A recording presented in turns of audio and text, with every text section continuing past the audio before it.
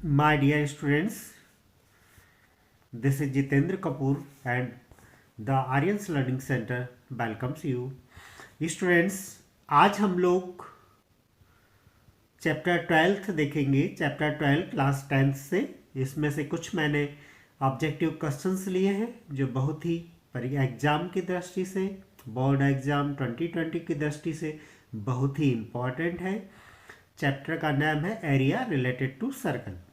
तो स्टूडेंट्स, हम स्टार्ट करते हैं और स्टार्ट करने के पहले मैं आपको एक बार फिर कॉन्फिडेंस में लेना चाहता हूँ। आपसे कहना चाहूँगा ये मैथ्स है आसान। ये मैथ्स से आसान, बस इतना समझ लीजिए, एक डुबकी है मेरे साथ लगाना और पार निकल जाना है। जितना आप समझते हैं उतना मैथ्स कठिन नहीं है। ठीक है, बस आपके कॉन्सेप्ट क्लियर होना चाहिए। आप शॉर्टकट में कभी भी विश्वास ना करें, कॉन्सेप्ट क्लियर करके चले, मैथ्स आपके लिए फ्रेंडली हो जाएगा। तो आइए इसी के साथ अब हम हमारी श्रृंखला, हमारी सीरीज स्टार्ट करते हैं। और स्टूडेंट्स, साथ ही कहना चाहूँगा बहुत ही इम्पॉर्टेंट क्वेश्चन है एग्जाम की दृष्टि से। आप स्वयं भी देखें, स्वयं इसका फ़ायदा उठाएं और अपने साथियों के साथ भी इसे शेयर करें। Thank you students. Hello my dear diamonds, my dear students, हमेशा एक बात याद रखना, आप स्वयं को कभी कम मत आंकना। और इसी दृढ़ विश्वास के साथ मेरे डियर डायमंड्स के साथ, मेरे प्रिय स्टूडेंट्स के साथ मैं आज का वीडियो शेयर करने जा रहा हूँ, जिससे मैंने 10th क्लास चैप्टर 12 से लिया है। Chapter 12 area related to circles. आज हम इस चैप्टर से कुछ मोस्ट कॉमन ऑब्जेक्टिव जो है, मोस्ट कॉमन क्वेश्चंस जो हैं, उनको सॉल्व करने जा रहे हैं। तो आइए स्टूडेंट्स, हम स्टार्ट करते हैं बिना समय गवाए। मेरा आज का पहला क्वेश्चन है students, the distance covered by travelling once around a circle is. Distance covered by travelling once around a circle. इस सर्कल का एक चक्कर लगाने में हम जो डिस्टेंस कवर करते हैं, उस डिस्टेंस को क्या कहते हैं, सर्कल का उसे क्या कहते हैं। यहाँ पे 4 ऑप्शन दिए हुए माय डियर स्टूडेंट्स। पहला है, क्या उसे डायमीटर कहते हैं, या एरिया कहते हैं, या पेरीमीटर, या सरकमफेरेंस। दोनों एक ही चीज़ है, या ये कहते हैं। ठीक है स्टूडेंट्स, तो क्या आप जानते हैं ये डिस्टेंस जो हम वन टाइम में कवर करते हैं, ये डिस्टेंस क्या कहलाती है सर्कल की? पेरीमीटर या सरकमफेरेंस। हिंदी मीडियम वाले स्टूडेंट्स इसको परिधि कहते हैं। ठीक है, तो थर्ड वाला ऑप्शन आपका करेक्ट है। अब आइए, इसी तरह से हम क्वेश्चन नंबर 2 लिया है हमने। The circumference of a circle bears a constant ratio. जो सरकमफेरेंस होता है सर्कल का, वो एक कांस्टेंट रेशियो बियर करता है। कैसा रेशियो? किसके साथ? With its diameter. जो उसका डायमीटर होता है, सबसे बड़ी जो उसकी क्राउड होती है, ये जीवा जो होती है सबसे बड़ी, उसको डायमीटर कहते हैं। तो सरकमफेरेंस का और ये डायमीटर, इन दोनों का एक निश्चित रेशियो होता है। वो निश्चित रेशियो क्या होता है? यहाँ पर 4 ऑप्शन है आपके सामने। सरकमफेरेंस रेशियो डायमीटर बराबर होता है पाई के। पाई की वैल्यू 22/7 होती है, जैसा आप जानते हैं। या इनका रेशियो 7/22 के बराबर होता है, या 3/4 के बराबर होता है। तो माय डियर स्टूडेंट्स, मैं आपको बताना चाहूँगा, यदि सरकमफेरेंस 22 यूनिट है तो उसका डायमीटर निश्चित ही 7 यूनिट होगा। इट मीन्स हमारा पहला वाला ऑप्शन 22/7 जो पाई की वैल्यू होती है वो करेक्ट है। अब इसी तरह से क्वेश्चन नंबर 3 है आपके लिए। Area of the sector of an angle theta equal to. Area of the sector क्या होता है? सर्कल का एरिया ऑफ द सेक्टर क्या होता है? यहाँ पर फार्मूलाज हमें दिए हुए हैं 360 2πr, 360 थीटा 360 इंटू πr²। या pi r square theta upon 180 degree. तो इसमें से कौन सा फार्मूला ठीक है? ये वाला फार्मूला ठीक है। यहाँ पर एरिया का फार्मूला है और थीटा अपॉन 360 डिग्री ये एंगल है, ठीक है। तो theta upon 360 into pi r square means second option हमारा करेक्ट है। आइए अब हम ऑब्जेक्टिव नंबर 4 देखते हैं। ऑब्जेक्टिव नंबर 4 मेरा स्टूडेंट्स है, okay just minute. Length of an arc of a sector of angle theta. Length of an arc of A sector of angle theta. Arc का लेंथ क्या होगा? ठीक है, यहाँ भी फार्मूला आपको दिए हुए हैं, theta upon 360 into pi r square होगा। Pi r square theta upon 360 होगा या theta upon 360 into 2 pi r होगा। ठीक है, तो स्टूडेंट्स यहाँ पर देखिए ये दोनों फार्मूले तो pi r square related to area. ठीक है, तो ये तो हो नहीं सकते, तो हमारा थर्ड वाला ऑप्शन जो है वो करेक्ट ऑप्शन होगा। लेंथ ऑफ आर्क कितनी होगी? Theta upon 360 degree into 2 pi r. इन को आप अच्छे से ध्यान रख लें, ये इजीली आपको मेमोराइज्ड हो जाएंगे। इसमें आपको ज़्यादा कुछ नहीं करना है और इनसे ज़्यादा आपको प्रॉफिट मिलने वाला है क्योंकि ये एग्जाम में पूछे ही जाना है, आई एम श्योर। अब फिफ्थ वाला हमारा क्वेश्चन है, area of a sector of an angle P. Angle कितने डिग्री का बन रहा है? P degree of a circle और विथ रेडियस आर इज, और उसका रेडियस कितना है? आर है। तो एरिया ऑफ सेक्टर कितना होगा? ठीक है, तो एरिया ऑफ सेक्टर का जैसा कि हम फार्मूला जानते हैं, theta upon 360 degree into pi r square होता है। ऊपर वाले ऑप्शन में दिया हुआ, थीटा की जगह आप क्या रखें? पी रखें और फिर देखें P upon 360 degree into pi r square, और आर की जगह कैपिटल आर हो जाएगा। ठीक है, तो यहाँ पर कौन सा फार्मूला ऐसा नज़र आ रहा है आपको? फर्स्ट ऑप्शन नहीं है, सेकंड नहीं है, थर्ड ऑप्शन में 2 पाई आर है तो ये भी नहीं हो सकता। Fourth option P upon 720 degree into 2 pi r square, yes ये हो सकता है। यहाँ हम 2 से 720 को यदि डिवाइड करें तो 360 हो जाएगा। ठीक है, तो P upon 360 into pi r square, ये वाला ऑप्शन स्टूडेंट्स बिल्कुल करेक्ट होगा। अब हमारा क्वेश्चन नंबर 6 है, if the perimeter and area of the circle are equal. Perimeter और एरिया ऑफ सर्कल क्या है? इक्वल है। पेरीमीटर जैसे 2 पाई आर, ठीक है, और area of circle pi r square, ये दोनों इक्वल है।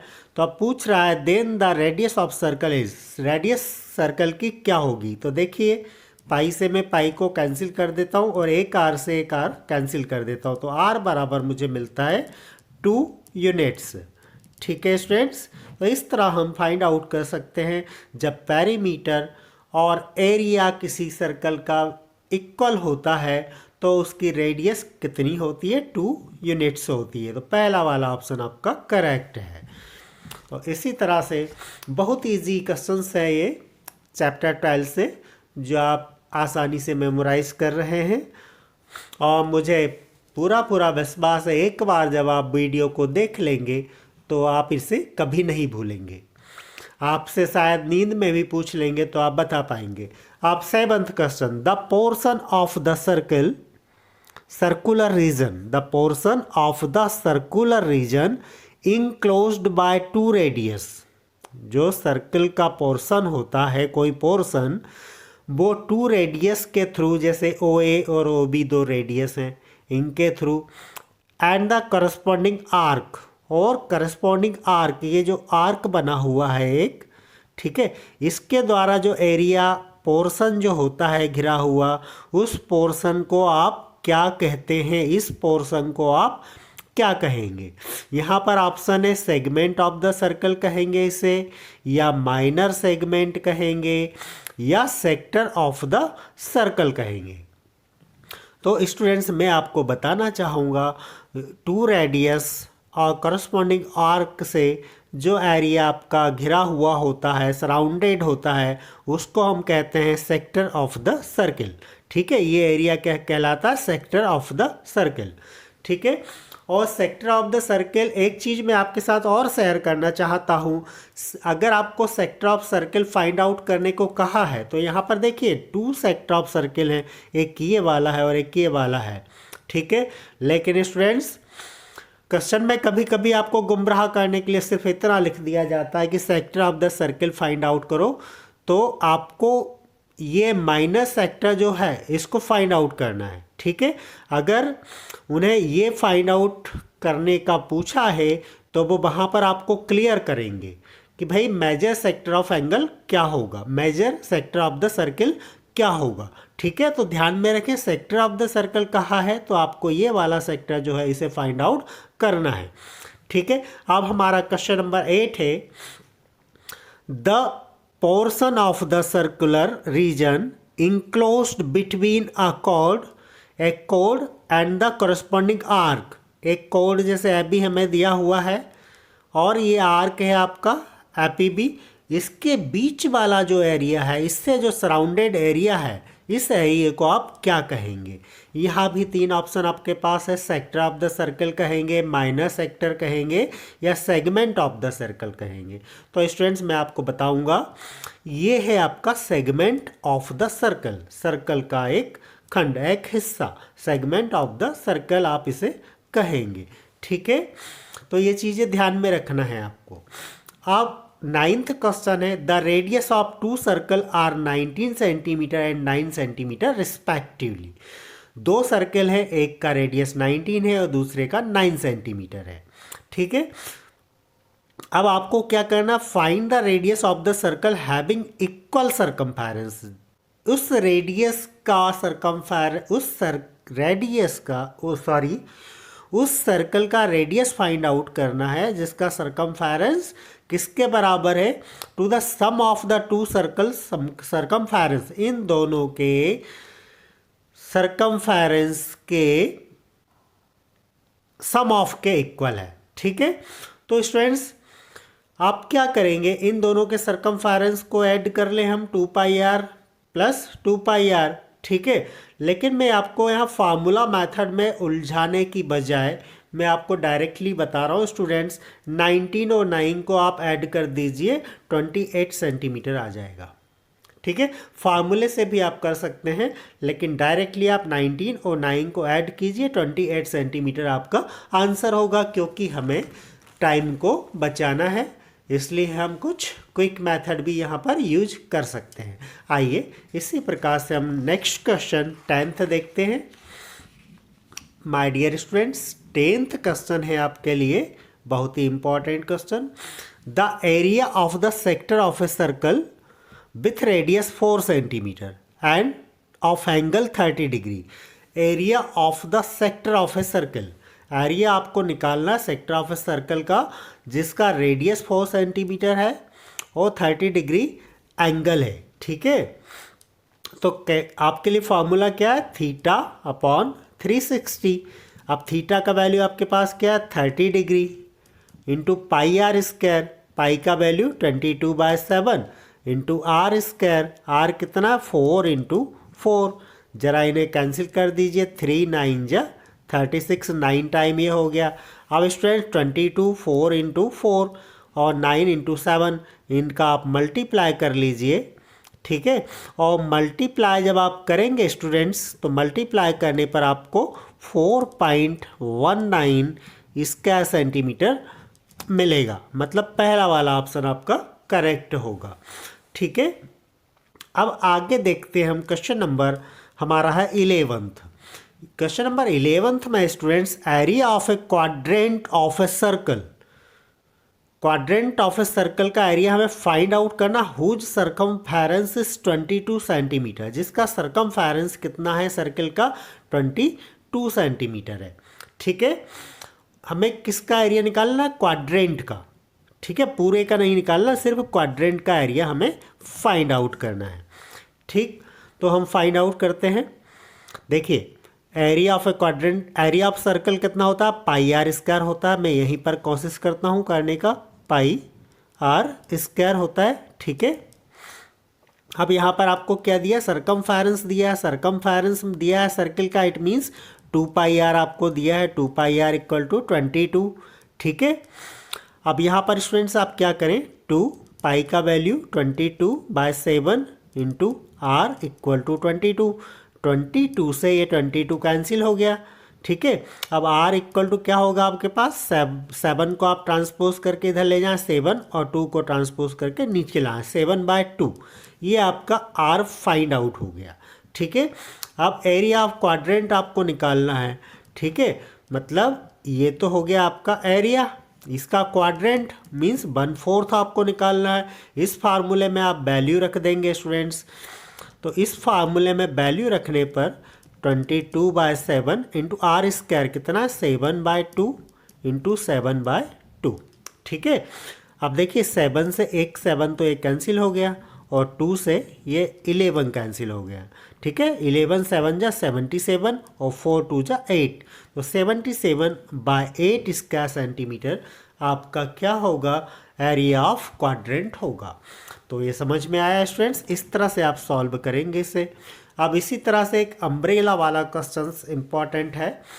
एन अम्ब्रेला हैज 8 रिप्स, एक अम्ब्रेला है उसमें कितनी रिप्स हैं, 8 रिप्स हैं, विच आर इक्वली स्पेस्ड और उनके बीच में इक्वल स्पेस है। अज्यूमिंग अम्ब्रेला, अम्ब्रेला को आप एक फ्लैट सर्किल मान लें।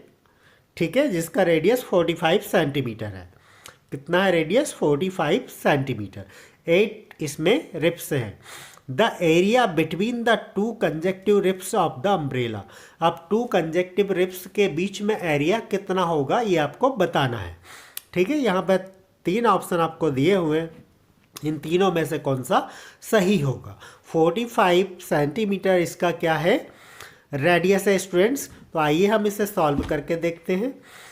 ठीक है, तो एरिया कितना होता है, सर्कल का एरिया क्या होता है, पहले तो आप मुझे ये बताएं, πr² होता है। ठीक है, अब इसमें कितने 8 रिप्स हैं, 8 इसके पोर्शन हैं।